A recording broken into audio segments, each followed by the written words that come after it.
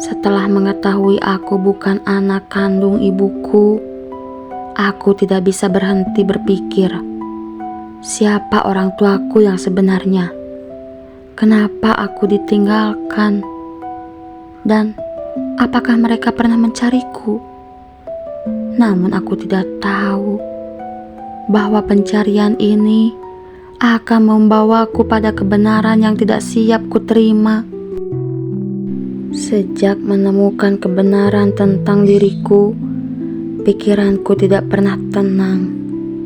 Setiap malam, aku memikirkan satu hal yang sama. Siapa orang tua kandungku? Aku mencoba mengabaikannya, mencoba menerima bahwa ibuku adalah satu-satunya keluarga yang pernah kumiliki. Namun perasaan penasaran itu terlalu kuat. Bukan karena aku tidak menghargai ibuku, tetapi karena aku ingin memahami siapa diriku sebenarnya. Akhirnya, aku memutuskan untuk mencari tahu. Bukan untuk menggantikan siapapun, tapi untuk menemukan jawaban yang selama ini hilang. Aku mulai dari dokumen yang kutemukan. Nama, alamat lama, beberapa catatan yang hampir pudar. Semua terasa samar. Namun itu satu-satunya petunjuk yang kumiliki. Perjalanan itu tidak mudah. Aku harus bertanya pada banyak orang, mengunjungi tempat-tempat lama yang bahkan hampir terlupakan. Beberapa orang tidak tahu apa-apa. Beberapa hanya memberikan potongan cerita yang tidak lengkap. Namun perlahan, aku mulai menemukan arah. Dan semakin dekat aku dengan kebenaran, semakin besar rasa takut yang mulai muncul dalam diriku. Akhirnya, aku menemukan seseorang yang mengenali nama dokumen itu. Seorang wanita tua yang tinggal di sebuah rumah sederhana. Ketika aku menyebut nama itu, wajahnya langsung berubah. Ia menatapku lama, seolah melihat sesuatu yang sangat familiar. Dengan suara pelan ia berkata, "Aku tahu siapa kamu." Jantungku langsung berdetak sangat cepat. Aku duduk di depannya, menunggu penjelasan yang akan mengubah hidupku. Namun dari tatapan matanya, aku tahu cerita ini tidak akan sederhana. Wanita itu mulai bercerita. Aku mendengarkan dengan napas tertahan.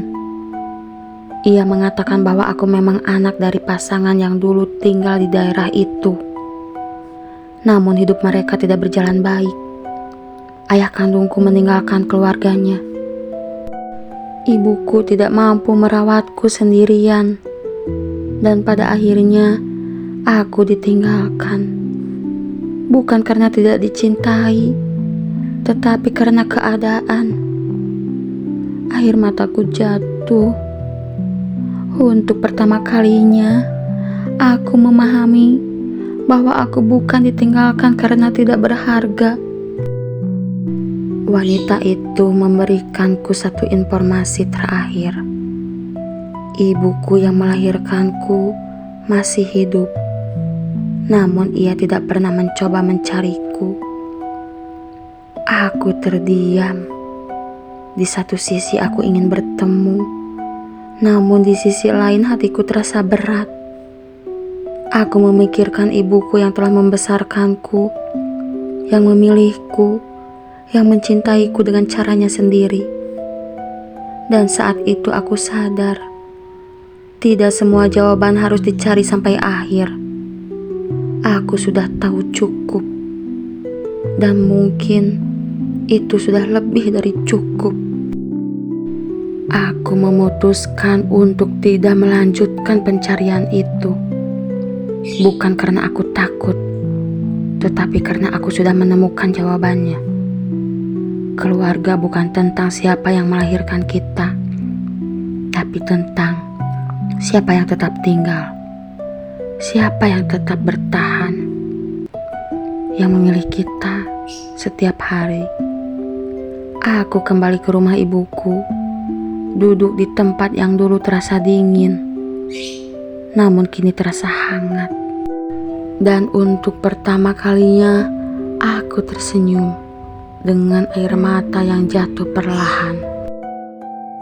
Keluarga sejati bukan tentang darah, tetapi tentang cinta yang tetap memilih kita, bahkan saat kita tidak menyadarinya.